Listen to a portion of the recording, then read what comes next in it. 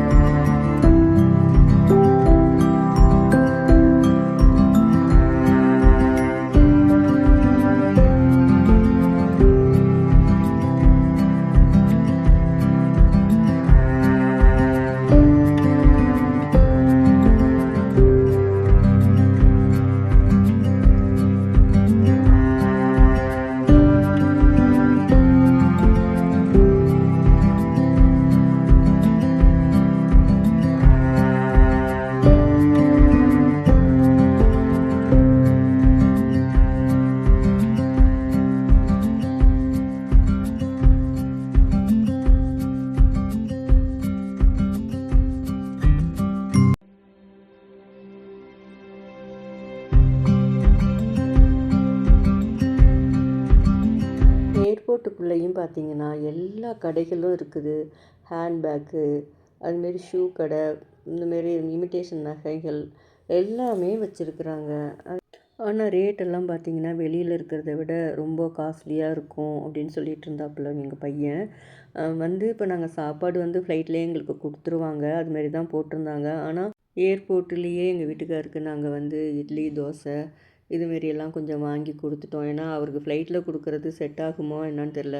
ஆனால் ரொம்ப காஸ்ட்லி. இந்த இது பார்த்திங்கன்னா ஒரு வடை, ஒரு பொங்கல், ஒரு 2 இட்லி பார்த்திங்கன்னா 400 ரூபான்னாங்க. அதுமாரி ஒரு காஃபி குடிக்கலான்னாக்கா அது 250 ரூபான்னாங்க. நானே அதான் சொன்னேன், எங்களுக்கெல்லாம் எதுவும் வேணாம், அப்பா மட்டும் சாப்பிடட்டும், அப்புறமா நம்ம அங்கே மேலே போய் பார்த்துக்கலாம், அங்கே ஃப்ளைட்டில் கொடுக்கக்குள்ள எதுக்கு வேஸ்ட்டாக தானே போகும். அங்கேயும் நல்லா தான் இருந்தது. நல்லாவே ஒரு பாசிப்பருப்பு தோசை, அதுமாரி ஆளுல ஒரு கிரேவி பண்ணியிருந்தாங்க. ரொம்ப ரொம்ப டேஸ்ட்டாக இருந்தது. இப்போ இந்த எதுக்க இருக்கிற ஃப்ளைட்டில் தான் இப்போ நம்ம போகிறோம். கால் முடியாதவங்களையெல்லாம் முதல்ல இந்த வீல் சேரில் வச்சு ஃபஸ்ட்டு அழைச்சிட்டு போயிடுறாங்க.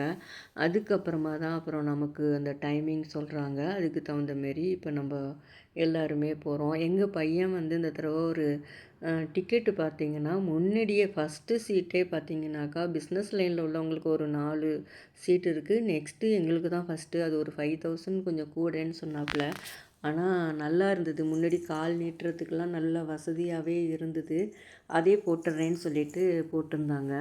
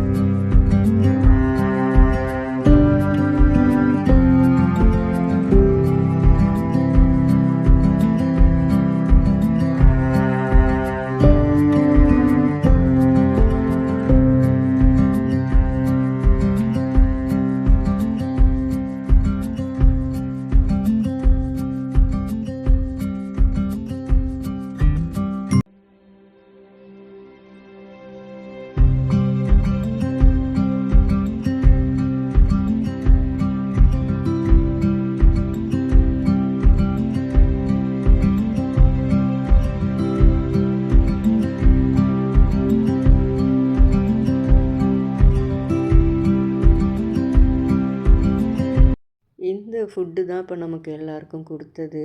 எனக்கும் எங்கள் வீட்டுக்காருக்கும் இதுமாரி வாங்கிட்டோம். எங்கள் பொண்ணு வந்து முட்டை ஆம்லெட்டு, வேறு ஏதோ ஒரு சோயாவில் பண்ணியிருந்தாங்க ஜூஸு, அதுமாரி அவள் வாங்கிக்கிட்டா. ஃப்ரூட்ஸு அதுமாரி வாங்கிட்டா. எல்லோரும் ஷேர் பண்ணிக்கிட்டோம். யார் யாருக்கு என்னென்ன இருக்கோ அப்படியே கொஞ்சம் கொஞ்சம் டேஸ்ட்டு பார்க்கலாம் அப்படின்னு சொல்லிட்டு நாங்கள் 3 பேரும் முன்னாடி உட்காந்துருந்தோம்.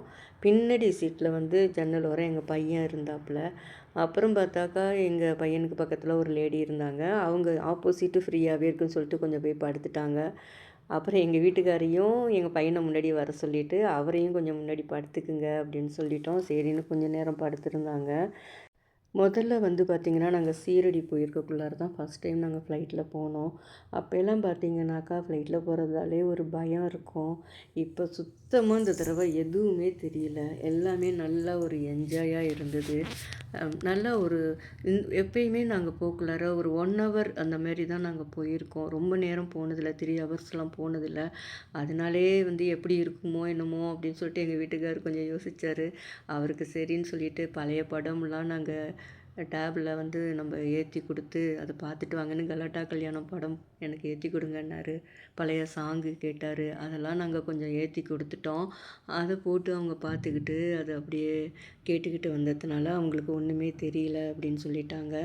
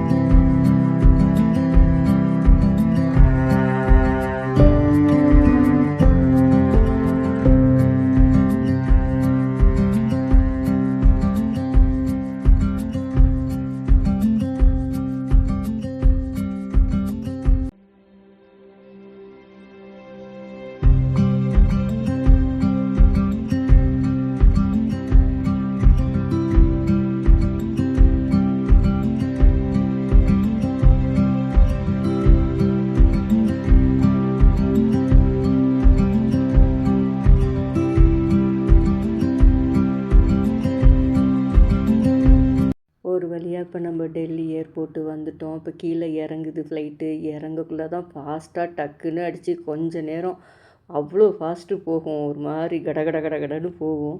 அதுக்கப்புறமா கொஞ்சம் அப்படியே சரியாயிடும். அந்த சமயம் கொஞ்சம் நமக்கு ஒரு மாதிரி இருக்கும். அதுக்கப்புறம் பார்த்திங்கனாக்கா ஒரு வழியாக நம்ம இறங்கிட்டோம். இறங்கிட்டு அதுக்கப்புறமா அங்கே பார்த்திங்கன்னா ஏர்போர்ட்டுக்குள்ளார சூப்பராக இருந்தது. அதுவும் நம்ம சொல்லணும்னா அந்த கை முத்திரை ஒன்று வச்சுருந்தாங்க 12. அவ்வளோ அழகாக இருந்தது. அதை பார்த்துக்கிட்டே ரொம்ப நேரம் நான் நின்றுக்கிட்டு இருந்தேன்.